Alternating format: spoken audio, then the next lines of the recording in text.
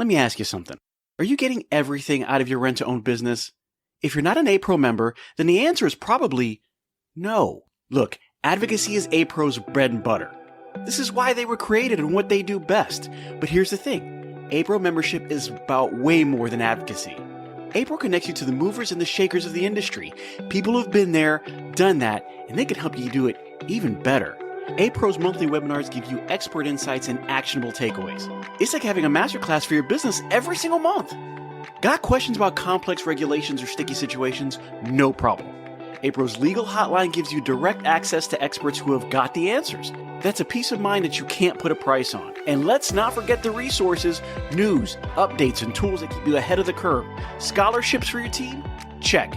Disaster relief when you need it most? Double check. A-Pro is your ultimate support system in the rent-to-own world.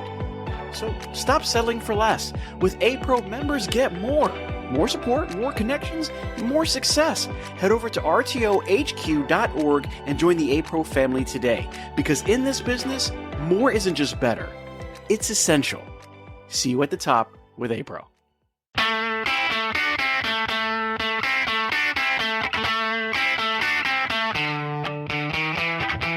Hello and welcome to the RTO Show. I'm your host, Pete Chow. Today, we're talking rent-to-own with Chad Fosdick, all the way from Nebraska.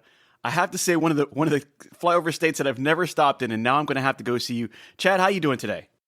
I'm great. You know, it's funny, with some of my close friends, when we go to these conventions and we're kind of out and about on the town, I tell people I'm from Colorado because most people are like, what? Like, I've never met anybody from Nebraska. So it turns into this whole thing. So, but we're getting after it out here in the Midwest. So I was looking at a map not that long ago because I wanted to take a real good look. And I think if I threw a pin at the very center of the United States, Nebraska would be very, very much there, just south of South Dakota.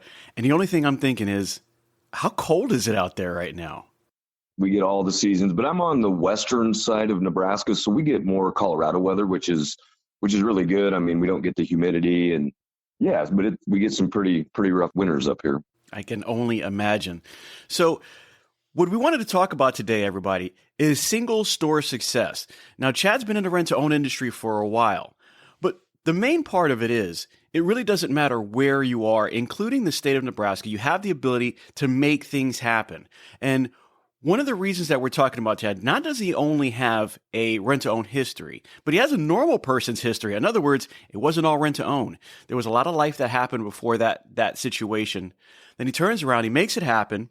He's on the board for A-Pro and Trib at some point in time in his career. He opens up some other opportunities to make his presence known in the town. How did it all happen? Where did you start? First off, where did this great story start? Yeah, no, it's so crazy. I mean, even just the things I get to do today, I fresh out of high school, joined the Army, graduated in 99, was one of the first basic training classes of the 2000s. Thought I was going to make that my career. Had a pretty successful run that ended pretty abruptly, unfortunately for me. So I was in Fort Hood, Texas, got selected for a peacekeeping mission in Kuwait called Task Force Warhorse. Was there April to August of 2001. As we all know, the very next month of 2001 was when the September 11th attacks happened. I just got back to the United States when that occurred. Of course, the military got mobilized at that point, but the military is a machine that just keeps running. My unit that I was reattached to when I got back to the States got orders for Afghanistan, but for whatever reason, orders for me came for Korea. So I was kind of disappointed. I tried to get to go with my team, but ended up going to South Korea. I was in Seoul for about a year, a little over a year maybe. And I took some missteps while I was there. Got to restart my career. So moved back to Nebraska. That's where my parents had moved to. I'd grown up in northeastern Colorado, and I just was I was pretty passionate to make right some wrongs that had occurred, and wanted to get my life kicked back off again. And ended up starting with Rentway in 2005. Now, the Rentway story is a big story, not just in your situation, but everywhere. Rentway was a huge company that had, some acquisition situations happen with Rack. And so it ended up being encompassed in Rack's huge overall dominance in the United States. But they had their share of successes. Don't get me wrong. That was actually a great, great company. And throughout the years, and including some of these podcasts, a lot of people that I spoke to that had some really good successes in their rent-to-own career actually started in Rentway. And it's one of those things where I feel like you're part of that story. So you go to Rentway, you're there for a while, but then you ended up at Aaron's for a while. How did that transition happen there? Yeah. So, and I've said this and I'll say this forever. If I did not start with Rentway in 2005 in the district I started with, in the store I started with, it's tough for me to say that I'd still be, that I would have tried to make a career out of it. I realized pretty quickly that I was working in a high performing store in a high performing district in a time kind of rebirth a little bit from Rentway, from some missteps that they had a few years prior to me starting. There was a pretty big scandal. CFO ended up going to prison for a little bit. Whoa. Yeah, but it was kind of during that Enron time, the false reporting or whatever that stuff was. That's above my pay grade. But yeah, so I was starting my family. My wife was pregnant, and so I was looking for a career. Stumbled upon Rentway. Was introduced that they had this fast track store manager program. I loved the culture of it. It was welcome, wanted, and important was the Bill Morgenstern mantra every day. And that was everywhere. It was everywhere that we touched, that message of welcome, wanted, and important. And that still sticks with me today. We still talk about it in our businesses. And yeah, I got an opportunity to get my first store about 11 months after I started, and moved to the far western, into the panhandle of Nebraska and to Scotts Bluff. Truly middle of nowhere up there, even farther than where we're at today. But took over a fledgling store in May of 2006. And by December that year, I think because it was in like the bottom, like 740th in the country. And by the end of the year, we were number 72 in the country. And, I really, I just cut my teeth on that grind in that first store. And also in that time is when we were acquired by Rent-A-Center. You wake up one morning and you get to put on a different shirt, although you were competing with them the day before that. So that was an adjustment. I got reorganized into the Wyoming district, and I kind of lost that connection with those guys that I'd originally started with. And so we wanted to get back closer to my wife's family back in central Nebraska. And so a store for Rent-A-Center was opening. The store manager was retiring. And I was approached. They knew my DM knew I wanted to get closer to the central Nebraska, and asked me if I'd come take that store. We did, and had another round of success. This time with Rent-A-Center, and the Aaron's franchisees were kind of starting to open beyond Omaha and Lincoln and making their way out to this part of the state, if you will. And we had a manager for Rack in our region that was, he left to go open one of the first Aaron's franchises out in this neck of the woods, again, outside of the metro Omaha and Lincoln area. And so we moved again, got towards closer again towards my wife's family, and ran that Rent-A-Center store. During that time, my superiors, unbeknownst to me, were in the process of leaving their job and getting their first premier store open in another city.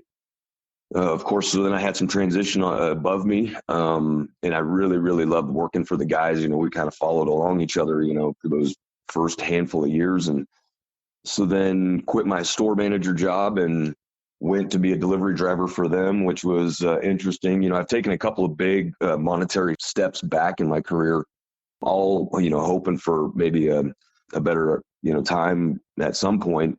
Had about a 90-minute commute every day back, both ways. I'm sorry.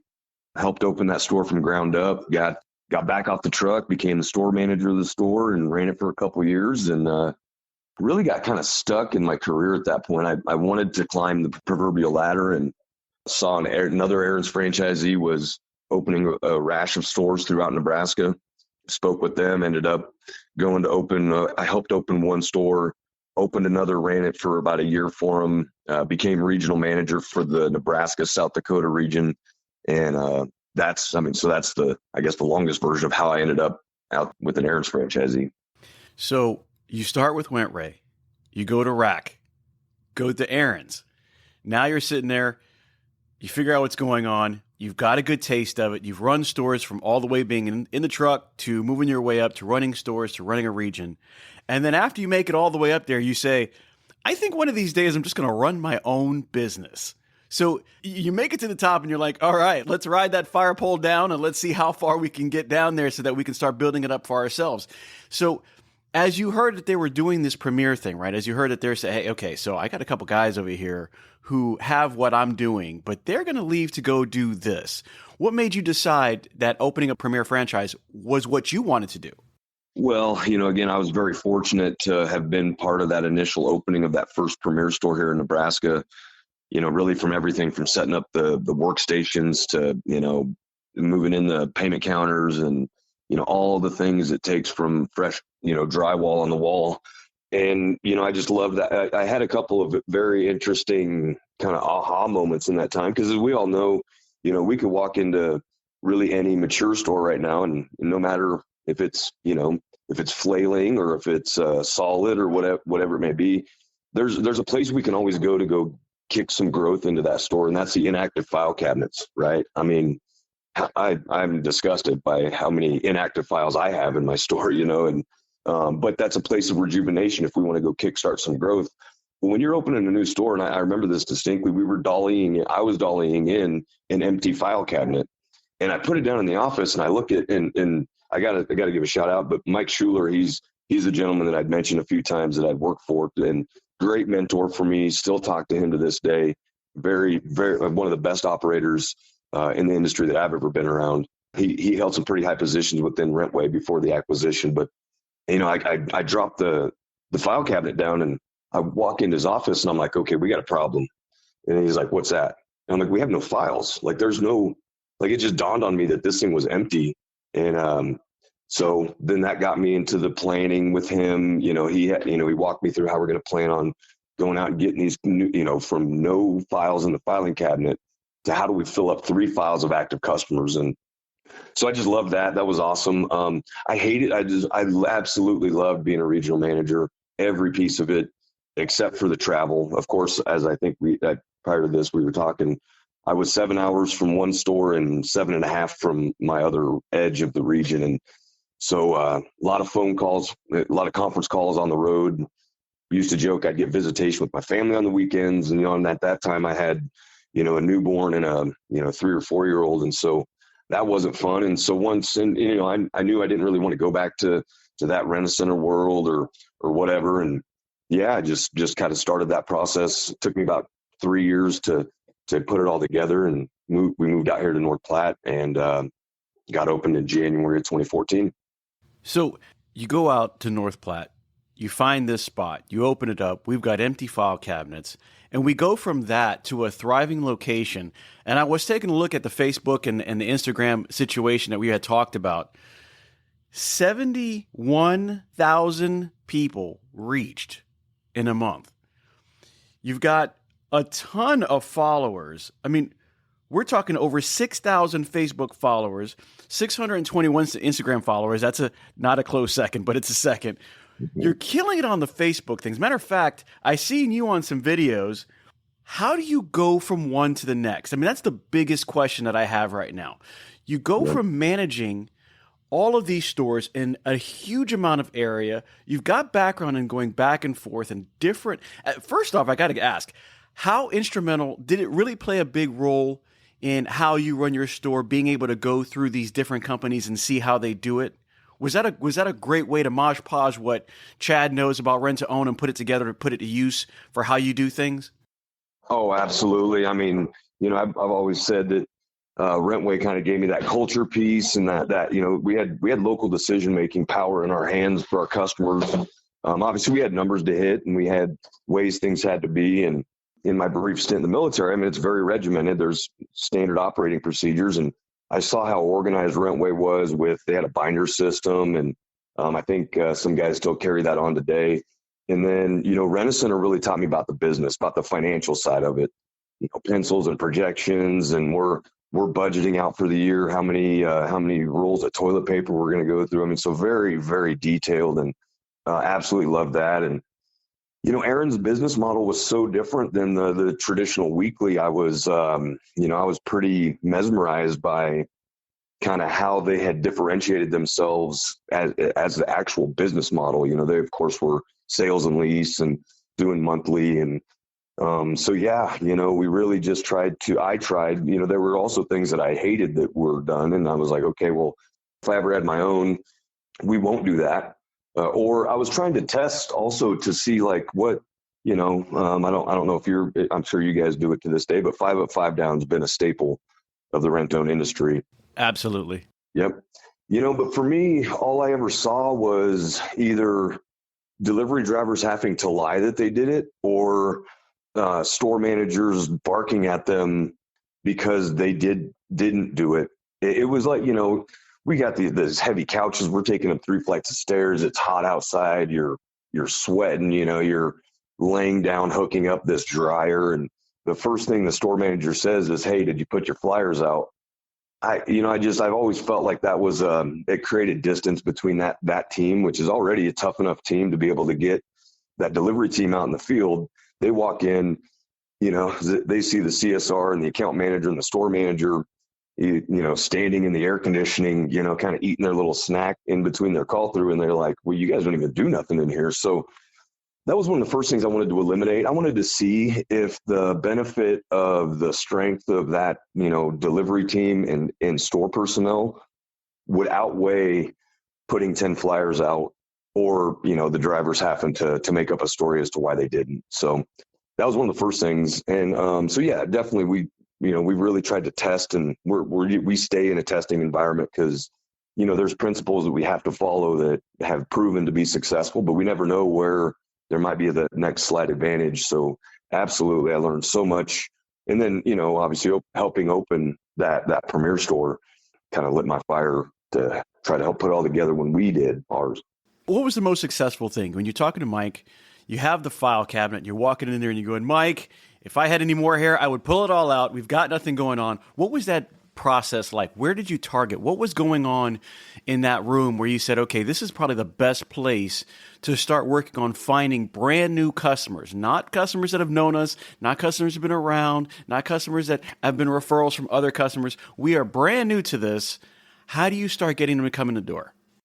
Well, I mean, websites weren't really a thing at that point in time. This was 08 for especially for rent-own, but if they were, you were pretty cutting edge, and we didn't have one. Of course, Facebook was just profiles at that time. So of course we set up our friends. As we get customers, we would bring them in, but it was just all traditional. It was, I can't say it was all traditional.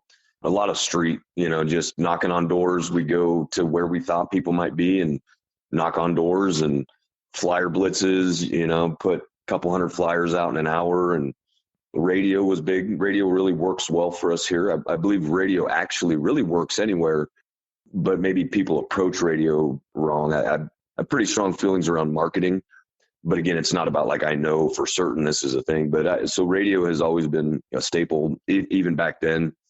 And then, really just making sure that every opportunity was like we succeeded in every, if somebody walked in, I mean, that we had to get it.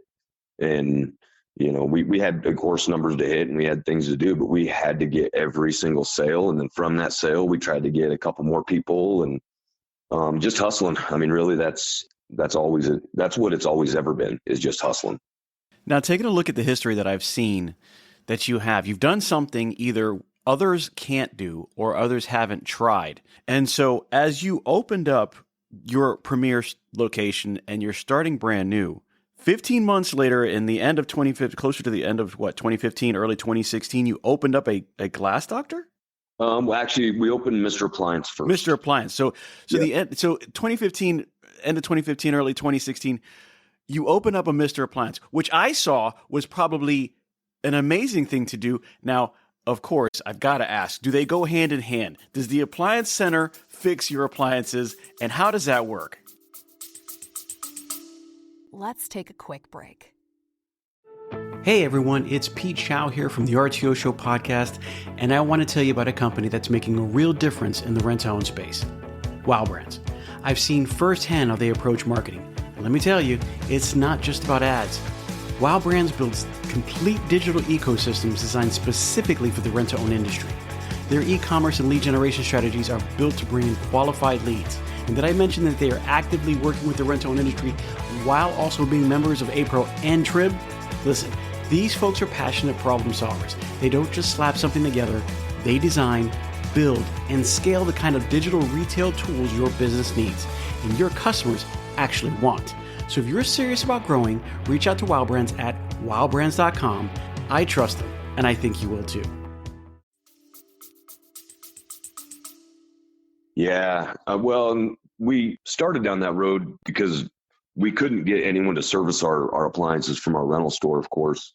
And we had all this under warranty product, and just this market had self-servicing dealers only. So they would only work on the products they sold. And so, we navigate, I went down the road to become a self-servicing dealer as well. But then I'm thinking like, well, where is the rest of this community getting their appliances repaired? And so ended up with Mr. Appliance, which has been phenomenal.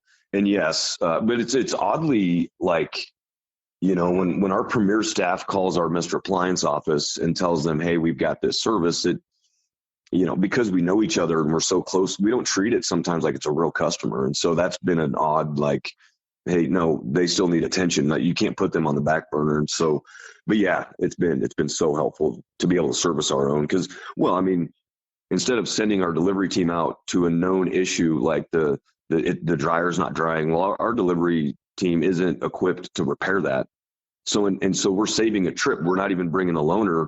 We're just sending our Mr. Appliance guys over and they're fixing it. And then we pay, of course, our Mr. Appliance folks, or the businesses pay each other. So it's been phenomenal. Yeah, for sure. So you have a rent-to-own business. You started from the ground up. You take a look and say, you know what, there's some things going on here that aren't right. I need to get an appliance business going. So you get Mr. Appliance. And then like in 2020, that's when you do the Glass Doctor. Yeah. Where did that go? How did this, you got my mind blown here. How did that all come together? So Neighborly is the parent company to Glass Doctor and Mr. Appliance. And they have 15 or 18 home service brands, plumbing, electrical, painting, house cleaning, like all that type of stuff. And so, well, when we first opened, my hope and kind of plan, if you will, was I wanted to open a series of premier stores. Unfortunately, geographically, that would put me back on the road as I was, which I was trying to get away from. So I could, be around for my children, coach my daughter's softball and coach my son's basketball and just, being present and not on the road all the time. And so I pretty quickly put that to bed of additional rent-own stores. And so then we just started looking in our local market of where, where could we breathe some life and some enthusiasm into. We already had done it with the appliance repair. And so over the years, I had just looked at the other brands that they had to offer, and Glass Doctor seemed like a good one. Of course, we compete with Safe Light and the local glass shops and contractors that are doing showers. And made a really good friend. I got to serve on another local board called the Nebraska Land Days Board of Directors. Nebraska Land Days is the official state celebration of Nebraska. 4 nights of rodeo, 2 nights of concerts. But I made a really good friend during that. That was a 5-year commitment, and had approached him to see if he'd have any interest in helping us get Glass Doctor open. And thankfully he said yes, and he's still with us to this day. And I'd say Glass Doctor probably, because it's you don't just learn how to do a shower door, or you need some prior knowledge. So it's definitely not me doing the windshields or doing the actual thing. I'm just, and really the vein that I think runs through all of it, that where we're at today with it is, as we all know, it's the people. And if I did have a big, I try to look back and say, how did we even get here? But, or what prepared me to get here. And I think that move to regional really helped me prepare me to become a business owner and then to operate these multiple, because I dawned on me pretty quick that the customers were no longer my customers. They were the staff's customers. And now my customer became the employees. And, no different than working with the customer. There's ways to go about it to get the appropriate behavior that we want, whether that's making on-time payments or buying another agreement or referring people, whatever it is. And I feel that same way with our staff. And so I try to come through for them. I try to be the best version I can for them. And we're currently going through a little bit of a rebirth, if you will. We just passed our 10-year mark for having our Premier store open, and 4 years now for Glass Doctor. Obviously, that was a bit of a catastrophe because my team and I were getting ready to fly to Charlotte to go do our certification training to open. And the week prior to our flights was when the airline shut down for COVID. So we stumbled our way through that first year and still standing, but it was not the most pleasant experience. Sometimes those knocks are the experiences that we use to step up to the next level. Absolutely. I can always say that I don't want those trials and tribulations, but I don't not include them in the success story that you have. So I am curious because as you're going through this and you know that you have a couple of people, and we're going to step back a little bit. I know that you have a couple of people that you know that were ahead of you in the Aaron side, that they decided to go to the Premier franchise.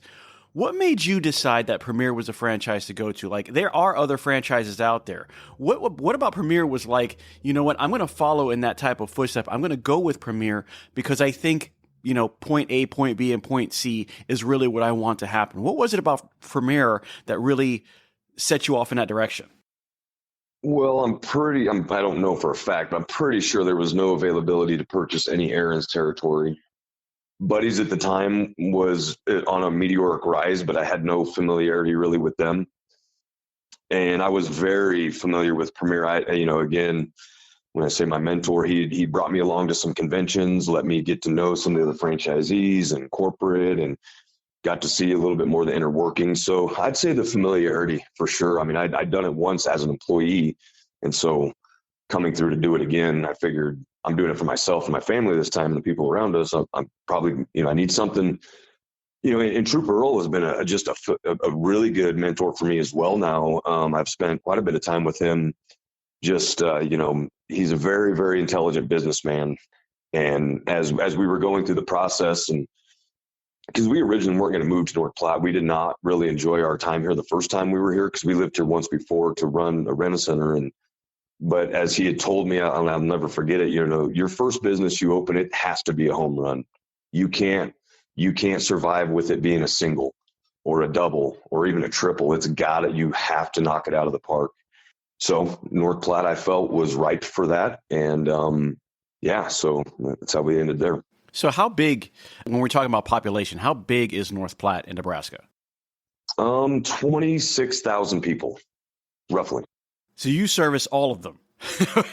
Pretty much, yeah. Our market that we actually cover is probably about 40,000, but that's 50 miles east and 50 miles west. So yeah.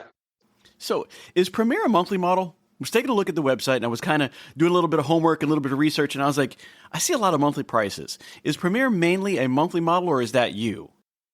That is primarily me. And again, that goes a little, that strikes a little bit of that Aaron's now. And now actually though, I mean, we're only 27% monthly, so we're primarily weekly, biweekly, but that's more of a strategy on pricing, like in the store for me. Cause sure, $100 a month is still the same as $25 a week. But if we presented at 100, then we get to start talking into their actual frequencies. It just feels like it's not as expensive. So no, that's me. I think most Premier stores you'll find would market a weekly rate. So basically, you're putting your best foot forward on the website. Yeah, well, and we price in the store monthly as well. Gotcha. Okay, so I was just checking that out because I wasn't sure if it was actually a monthly model or not. And I saw it and I was like, well, maybe they are. I didn't realize that it was a possibility to go that route. And I like that idea as well. I mean, of course, you always want to put your best foot forward and say, this is the possible, price point that you can get it at. And I can service you at that price point. And if not, we can always make it happen at whatever price point is good for you on the frequency that you need. Yep. So I got to ask, you're in Nebraska. What is it that you would sell in Nebraska that I wouldn't sell in the Tampa Bay area? Tell me about. There's got to be something on your product lineup that I would go, I would never have that, and that's really awesome to see. Wow. We're probably. I mean, we don't do good with leather-like material for whatever reason. I think that probably strikes to the agricultural nature of this area. Union Pacific, the largest rail yard in the world, is here in North Platte. That's what we were formerly known best for.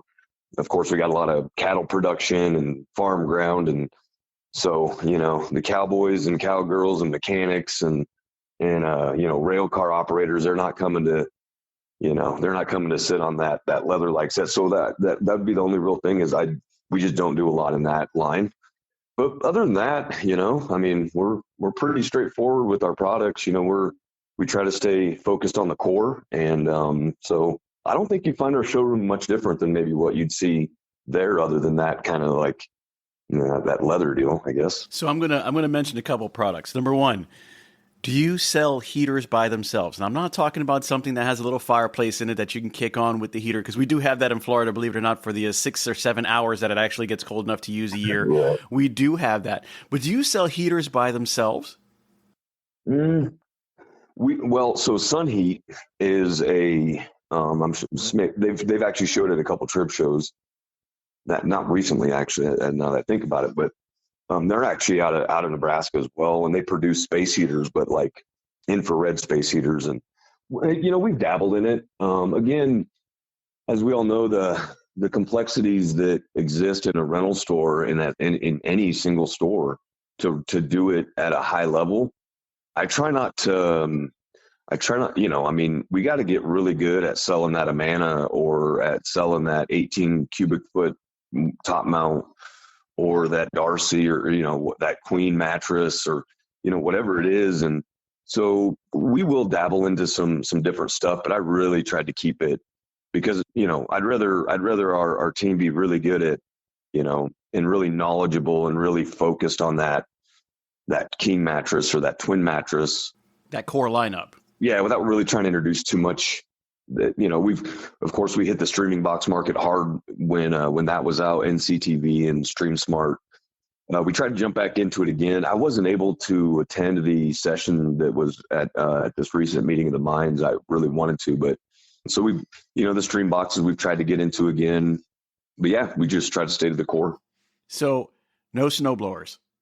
No, well, because again, we kind of get a little bit of that Colorado weather, which outside of the very front range of Colorado, like Denver, we just don't get it. We don't get snowblower snow. I don't know how to put it. You know what I mean? Like, we get snow, but it's not 18 inches deep every Sunday. No. Gotcha. Okay. All right. Because I'm just telling you now, because I've got a lot of people who live in areas that don't get it. Texas is a big hotbed for us, and Florida is a big hotbed for us, and I don't have snow like that either. So I was just curious, does Nebraska get that? So a little bit about what happened. How did you know, going back to your start and getting things off the ground, how long did it take for you to be a successful single store operator? And in your mind, what was that definition of success? Where you sat back one day, you walked in, you open a door, you kind of toss the keys to the side, and you look around and go, I think we're doing all right. I think we've turned that corner where I can say we're doing okay. I threw all. I had a pretty good job for all it was worth. I had the autonomy to run my region as long as it was performing, of course, and profitable. And then I threw that all away basically, and took out the largest loan of my life, and just put all the pressure back into the immediate future by going out on my own. And so we just got after it. It was an interesting time. Obviously, Facebook had just released Pages, maybe a year before we opened. And with that, it was 100% organic, right? They were getting businesses hooked on posting there because everyone was seeing it. And then around that time, they went public, and now they had to start really producing some revenue. So they started dropping that organic down. And, I knew that we were going to have to, we couldn't fight through advertising or marketing like we were either Aaron's or Rack or whoever. We had to utilize every resource that we had, and not try to do it. It's kind of that David and Goliath a little bit, when we had to, so knocked on thousands of doors, got doors slammed in my face, made thousands of phone calls. Anytime we would get a new customer, it probably took us 18 months to, because, I mean, and that's just my point of view with all of it is, we didn't come there just like so hoping we were going to win. Like we had to win for one, and two, the only way to win is to dominate. And so we were looking for total domination of the market. I've always joked, we don't want the whole pie. We just want the biggest piece. And so, yeah, probably about 18 months in, I was like, all right, we've got this market locked down now. That's great to hear. 18 months is a good time frame. I've heard stores taking a little less, and I've heard stores taking a little more. And let me tell you, when it's more, that's a sweat box, man. You just kind of sweat it out. You're like, oh my God, I hope this works out. I don't want to throw in a towel. But, going through the Facebook situation and you're getting these followers, I see some engagement on your site. And what I noticed was you said something the other day that really caught my mind, but there were two things that I took away. The first one was what you were saying. The second thing was something that you had said while you were getting there. And the quote that I'm going to tell you guys right now is Chad I believe it looked like you were in your car and you were just kind of making this video, but it said that basically sometimes nothing happens in a decade and sometimes a decade happens in a week. And that was something that you meant to put on Facebook, and that's something that you were given to your followers and just everybody in general. But what does that mean for you? Man, I just randomly, it was a quote that came across my feed, and it was just so impactful to me to highlight the fact of, what we can actually get done if we are focused and intentional. And, I know that, so the whole Facebook thing, as well, not even just Facebook, but really out externally in any form of media, if you flip it on, there's a lot of negativity, and really negativity dominates the, that mind.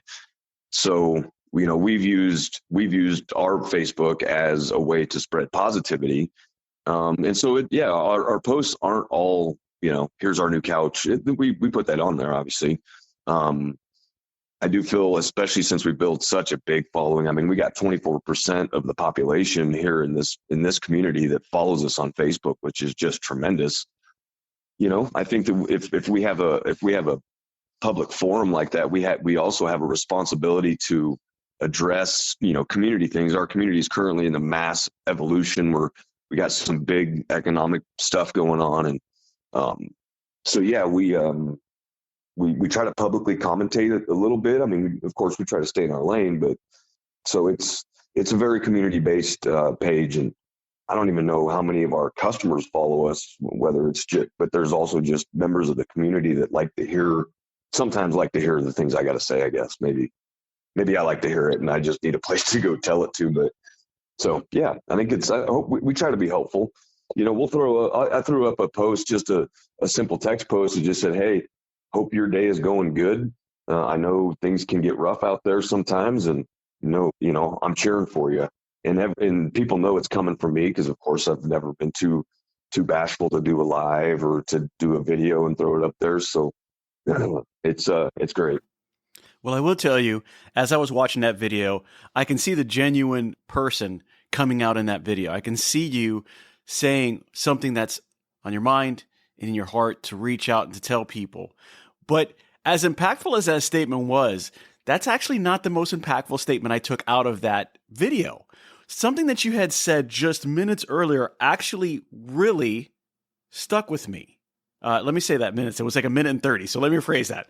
Seconds earlier was, yesterday's success doesn't pay today's bills or plant tomorrow's seeds. Yep. I don't know if anybody's really listening to that, but I really want to say that again. Yesterday's success doesn't pay today's bills or plant tomorrow's seeds. Now that spoke to me. I'm not going to say that the decade speech did not, or the statement did not, because I definitely understand it, and I definitely understand what you're saying. But this second statement that you made, that spoke to me in general for whatever reasons that I have from the past and what I've gone through in my relationship with rent to own and things that have happened in my life and the businesses that I've tried to own or I'm trying to get through, making successful. And I hear that and I'm like, that is the God's honest truth. And sometimes I think we get so caught up in yesterday that we forget today. And today is the most important time that we have to make our successes worthwhile. So if you're doing single store success, be involved today. Start grassroots. Reach out to the community. Make your phone calls, knock on some doors, let everybody know that you're available. Make sure that your social media presence is on point, not just for your store, but for your people, for your mentors, for yourself. Be a mentor in your community. Mention things that are happening. Don't be afraid to stand up outside the box. Opening another franchise that actually works in tandem and sisterly with the one that you already own and also gives back to the community. Absolutely great idea. Have mentors that you have worked with. And honestly, I would always say this. I will say this at any point in anybody's rent-to-own career. You need to have a mentor. You need to have somebody that you can step to. Doesn't mean that they have all the answers, but they will guide you in the right direction. And it's not about having a mentor. Sometimes it's about having mentors or people in your life that you can go to, those resources in that network, to say, I am completely lost on this. Can you just give me a little direction? Can you give me a little bit of light in this dark tunnel to just go in a certain direction so that I know somebody is giving me the good advice that I need to get to where I need to go? Make sure that you have your core lineup. Don't be afraid to have the core lineup, and every once in a while maybe have the heater or the snowblower. If you don't need it, it's okay. But carry the core lineup and have your people focus on it. Create a good culture, and don't be afraid to step out, even if you're on top of the world, to do your own thing. Chad, those are pretty successful points there. Is there anything else that you want to catch up with? No, well, yeah, I mean, I guess you mentioned that mentor thing, and I stay just like in awe. What I'm finding is that, because I try to be grateful or gracious with my time. If anyone comes to me with anything at all, if they think that I could help and guide it or whatever it may be, I'm humble. I've always been the youngest guy in the room. Really? I mean, no matter where. I mean, when I first started, I had been doing it, not as long as most of them. And yeah, here I was in charge of it. And, then I get to get on the Trib board and the APRO board and all these other boards. And I'm walking in these rooms like, why am I even here? Like, I don't understand, like, what you need to give me some time to catch up here. But, I just the graciousness that I find with most high performers, like they're willing to help. I had a guy early in my premier time here, told me he said, you need to run this store like you know how for 3 years, or you will spend the next 6 years fixing it. And that was impactful for me. I'm like, and I'm on my drive to Albuquerque for the show. One of the top franchisees in the Mr. Appliance system randomly called me just to see how things were going, and we kind of talked shop a little bit. And then I'm about to go visit one of the top performing franchisees in the Glassdocker system, and he's more than gracious, saying, "Hey, come do this." And I just love it. And there's been so many, I can't name them all here in the rent-to-own industry, that maybe even in passing, they said hi to me once, and I'm like, oh, that was pretty awesome. But this is the life we've chose, and I love this industry. I love the impact that we have for, those hardworking men and women that, for whatever reason the situation is, that they don't have that capacity for credit at the moment. It's funny. I went out on the delivery truck a couple months ago, and this, maybe 25, 30-year-old woman was there, and her little, 4-year-old daughter, and she's running out to the truck. What are you guys doing at my house? And we're like, oh, well, we're bringing you guys a couch. And she's like, how did she put it? She said, why aren't you guys at work like my dad? And I was like, well, no, this is our work. This is what we get to do. And so she's, of course, she set the couch down and she's jumping on it. And, oh, Mom, I love this couch so much. And she said something like, you old guys are strong. And it was just it was the best ever. I like, that's what I missed. I do get to I unfortunately missed some of those moments, but yeah, it was hilarious. But to see that look and know we were a small part of that, and I love it, and I look forward to continuing it on for as long as we can keep getting after it. We're going to keep doing it. Absolutely. Last but not least, I did want to talk about it because we kind of skirted over it a couple different times, and you mentioned it just now. You ended up on the board for APRO. You ended up on the board for Trib. What are your board seatings right now? So I thankfully got reelected for a second term on both. It just so happened that however the stars aligned, that I started on both at the same time. It's really taken me that first term to really get my feet under me, to really understand, 'cause there's so much, Trib is obviously very vendor and member focused. Like, we need to get these vendors and we got to get them to get good deals for the members. And then we're talking about putting on Meeting of the Minds, and Dennis and his team are just phenomenal. And then APRO, of course, it's really focused on the legislative side. But that's been my biggest learning. Obviously, I don't know much about all that. We're about to learn a little bit more here. But so I was the chair of the specialty committee for Trib this year. Again, Mike Tissett's our president this year. Chris Cale Jr. had been previous. Dan Fisher, I don't think Dan was since I've been on, but I know he has been previously. Currently Michael Bennett's the president of the APRO board. I was very fortunate again this year. I was elected to the executive committee. Hasn't really changed much of my current role, other than we do have some executive committee meetings. We've only had a couple.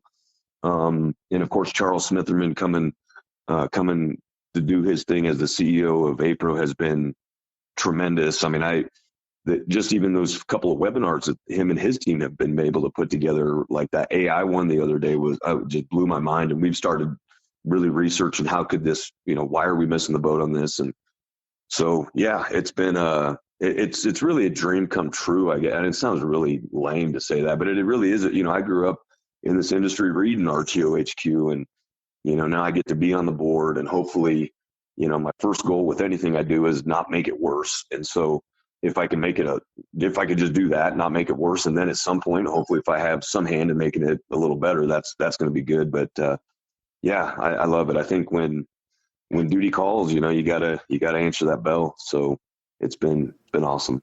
Well, I got to say, if anything that I can say out of your career, it seems that you leave a mark wherever you go. So there's no doubt in my mind that you being on either board is the right decision for them to make.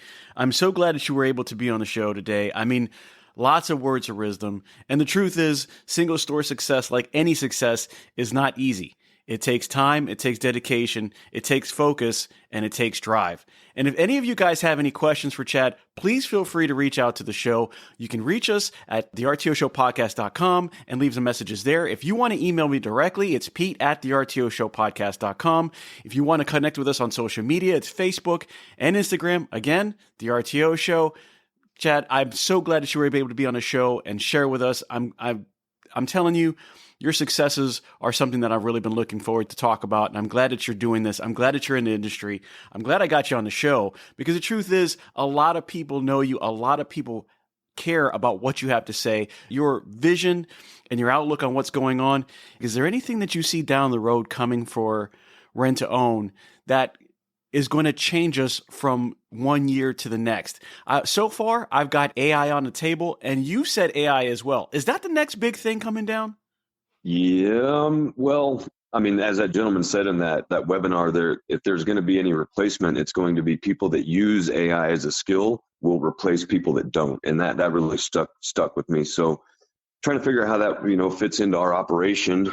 It's we've started to dabble, and when I start to dabble, that means like I'll spend like 5 hours doing something on it to try to figure out if it is worth, or not if it's worth, but if we can adapt ourselves to bringing it in.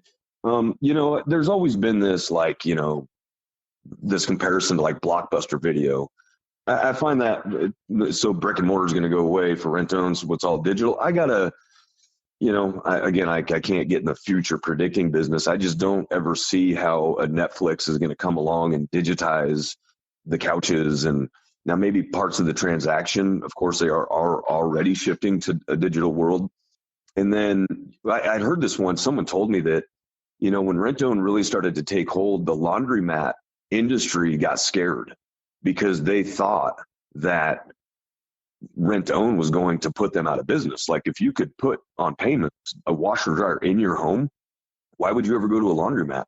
And so that industry got really scared with rent-own. But really, if you go to most laundromats today, all it did was they had to clean their act up. They had to really get their stuff together. It couldn't be nasty and funky and bad machines in there. And so, I can't predict the future. I don't see anything coming along that, my brick and mortar store or your brick and mortar stores no longer exist. So I think us just getting better. In our way, we try. I really hope that we try to professionalize what we do, make it a profession, make it a place to people can point to and say, you know what, I want to do that for my career. So I think if that's a big challenge, obviously, because people don't know enough about what we do internally inside of a rent-to-own store until they get there. And so, yeah, I think AI is going to be impactful for sure. Well, I do agree. And hopefully this podcast, if it has anything to do with it, does kind of open up a couple of veils on how the industry works and what you can look forward to if you made this a career. So I'm so glad to be a part of this industry. I never thought that I would get to where I am as far as being able to report on it and talk to the people that really help make it happen. But here we are. And here you are, and we appreciate your time. Everybody, if you have any questions, again, hit us up at pete@thertoshowpodcast.com. Send us an email. We will reach out to Chad and make sure it gets answered. And if there's enough questions, maybe we'll have him on again. Thank you so much, Chad, for being on here. And I will tell you guys, as always, keep your collections low to get your sales high. Have a great one.